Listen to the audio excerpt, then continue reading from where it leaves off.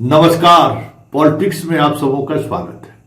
और आज हम पॉलिटिक्स में बात प्रशांत किशोर की उस पॉलिटिक्स की करने जा रहे हैं जिस पॉलिटिक्स के सहारे वो बिहार बदलने की बात कर रहे थे। प्रथम चरण का चुनाव हो चुका है। 2-3 जगह को छोड़ दीजिए, एक सहरसा किशोर कुमार मुन्ना, एक खगड़िया टाउन से भी लोग लड़ रहे हैं और एक छपरा जहां से चिराग का उम्मीदवारों का नामांकन रद्द हो गया था। इसके अलावा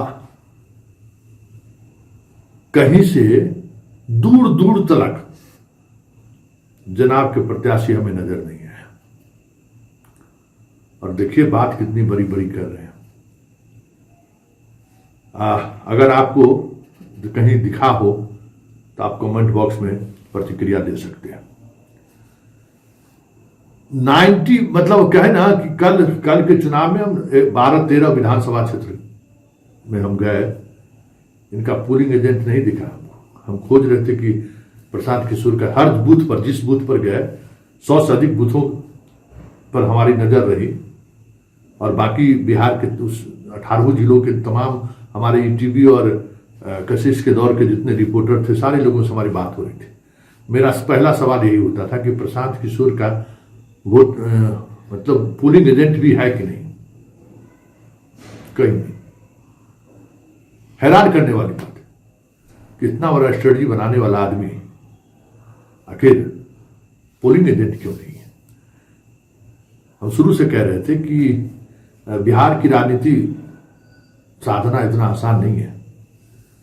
पेपर पर भले आप अंकगणित बिठा लीजिए, जमीन पर उतरने के लिए जो मतदान चाहिए ना वो प्रशांत किशोर में है ही नहीं। और प्रशांत किशोर की टीम का अगर ये सोच रहे हो कि 2025 में हमने एक आधार तैयार करने की कोशिश की और 2030 में तो हमारी बारी होगी, क्योंकि उस समय में न लालू होंगे न नीतीश होंगे, तो ये शायद भ्रम में जी रहे हैं। जिम्बाब्वे भी पहला वर्ल्ड कप में अपनी उपस्थिति दर्ज करा दी थी कि भाई जिम्बाब्वे भी कोई टीम है। जो आज रिवर्स शॉट मारते हैं, शुरुआत जिम्बाब्वे का ही किया हुआ है 83 के वर्ल्ड कप में। और उसके बाद वो उपस्थिति दर्ज कराते कराते ऊपर नीचे होते रहा, लेकिन जिम्बाब्वे कोशिश किया अपने आप को स्टेब्लिश करने के लिए टीम के रूप। इनका तो पहली उपस्थिति 0/0 दिख रहा है, तो इससे क्या उम्मीद की जा सकती है। खैर, आज उन्होंने वोटिंग परसेंटेज बढ़ने को लेकर बड़ी बात कही है और अपने जीत का दावा किया है। जरा सुनिए क्या कह रहे हैं प्रशांत किशोर। 30 सालों में ये सबसे ज्यादा वोटिंग परसेंटेज हुआ है फर्स्ट चरण के चुनाव में, ये क्या दर्शा रहा है सर? 30 सालों में नहीं, आज़ादी के बाद बिहार में हुए चुनाव में ये सबसे ज़्यादा वोटिंग परसेंटेज है।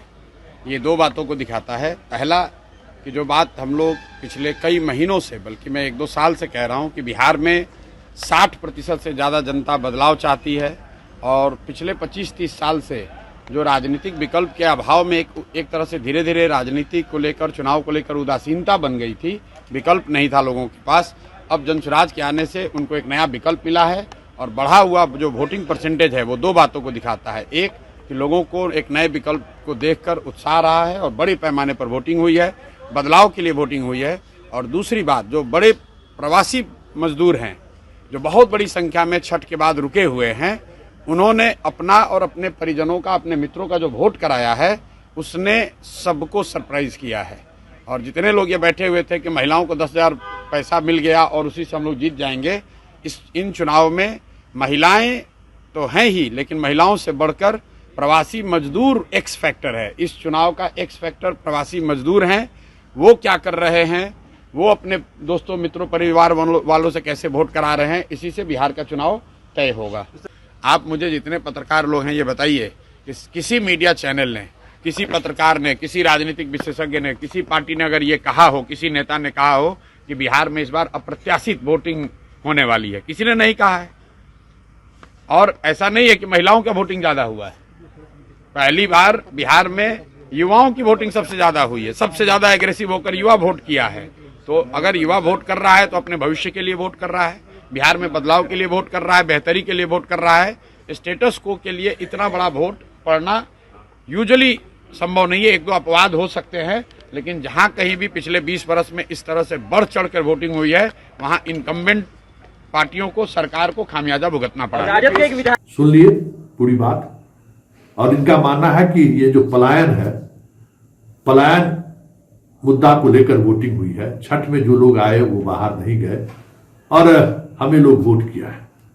और वोटिंग परसेंटेज बढ़ने का मतलब है कि हम जिस मिशन को लेकर बिहार आए थे, उस मिशन में पर हम कामयाब हो गए। एक स्ट्रेटजी बनाने वाला आदमी किस तरीके से पॉलिटिक्स की भाषा बोलने लगा है, आज प्रशांत किशोर की बातों से समझ में आने लगी है।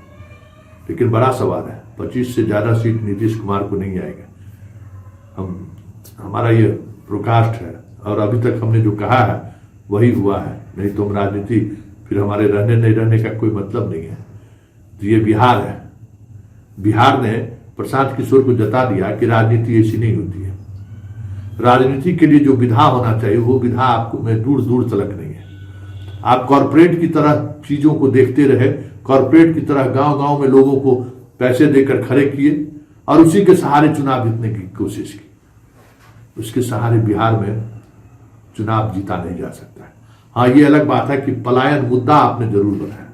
हर पॉलिटिकल पार्टी के शीर्ष नेतृत्व को पलायन पर बोलने पर मजबूर आपने जरूर किया, लेकिन पलायन के आधार पर वोटिंग होता हुआ कहीं नहीं दिखा। पलायन को फोकस करके लोग वोट करते हुए कहीं नहीं दिखे। ये भी एक सच है। और एक ये भी सच है कि आपके जो उम्मीदवार चयन की जो प्रक्रिया रही उसको भी लोगों ने खारिज कर दिया। मुखिया मतलब को हम विधायक बना दें, पंचायत समिति सदस्य को विधायक बना दे, आपने जो ये प्रयोग किया था, ये प्रयोग भी कहीं से दूर दूर तक सफल होता हुआ नहीं दिखा। क्योंकि जिस तरीके का माहौल या जिस तरीके से चीजें बदलनी चाहिए चीजें आम लोगों तक पहुंचनी चाहिए, दूर दूर तक नहीं पहुंचा।